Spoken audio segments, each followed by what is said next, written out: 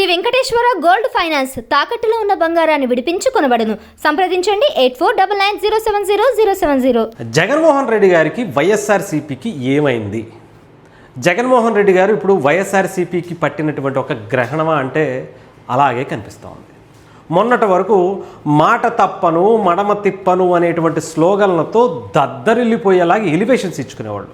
But ఇప్పుడు చూస్తుంటే ఓసర వెల్లికి ఎన్ని రంగులు ఉంటాయో అన్ని మాటలు ఉంటాయో ఆ రకమైనటువంటి భాష ఆయన చేసేటువంటి స్టేట్మెంట్లు చూస్తుంటే అలాగే కనిపిస్తుంది.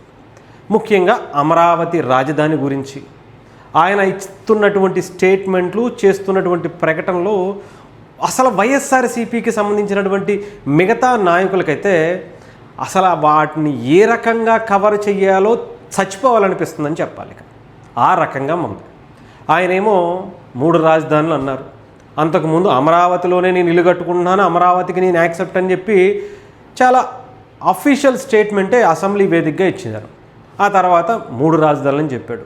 ఆ తర్వాత అయిపోయింది. మళ్ళీ అమరావతి మళ్ళీ రాజధానిగా చట్టబద్ధత తీసుకొచ్చారు. అంత బాగానే ఉందనుకుంటే మళ్ళీ ఒక కొత్త ప్రతిపాదన అని చెప్పి తెర మీదకి తీసుకొచ్చారు.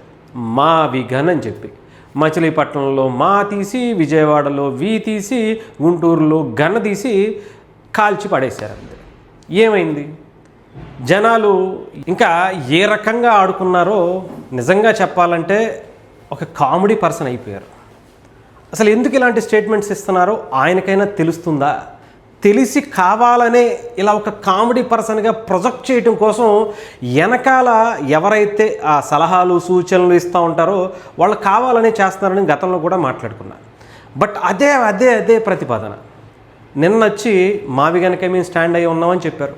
అదేంటి సార్ మరి మొన్నటి వరకు వైజాగ్ అన్నారు కదా అది పోయినట్టేనంటే అసలు దాని గురించి నోరెత్తి మాట్లాడకుండా అటు నుంచి అటే వెళ్ళిపోయారు. ప్రెస్ మీట్ నుంచి అయిపోయింది కదా అనుకుంటే మళ్ళీ ఈరోజు వచ్చి మళ్ళీ విజయవాడ అంటున్నాడు. ఏంటో మరి ఇంకా నాకైతే ఈయన్ని వైఎస్ఆర్సీపీ పార్టీకి సంబంధించి ఆ నాయకులందరూ కూడా తలలు పట్టేసుకుంటున్నారు. అంతే. మాట తప్పడు మడమ తిప్పడు మా ఓడు తోపు తురుము ఉరుములు అంటే ఈయన మాత్రం సంక్రాంతిలో గొబ్బెమ్మలు అయిపోతున్నటువంటి పరిస్థితి కనిపిస్తుంది. ఇంకేం చేయాలి చెప్పండి? ఏదో ఒకటి ఆయన ప్రెస్ మీట్ పెట్టినప్పుడు లేపుతాడేమో అని చూస్తే తొక్కి తొక్కి తొక్కి పడేస్తున్నాడు. అంతే. మావిగని దెబ్బకి ఇప్పటికే అసలు చెప్పాలంటే వైఎస్ఆర్సీపీ పార్టీ ఇంకా కోలుకోలేని దెబ్బ అయిపోయింది. అయినా కూడా దాని మీదే స్టాండ్ అంటారు. ఇంకా స్టాండ్ కాదు, స్లీపింగే. మొత్తం స్లీపింగే. మావిగని దెబ్బకి స్లీపింగ్తోనే వైఎస్ఆర్సీపీ ఉండేటువంటి పరిస్థితి కనిపిస్తుంది. ఇదే మాట మీద మీరు ఉండండి.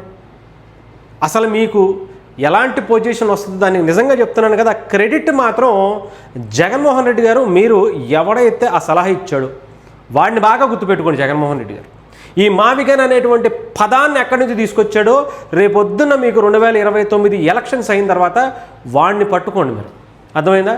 అప్పటి వరకు మీరు ఇదే స్టాండ్ మీద ఉండండి హ్యాపీగా.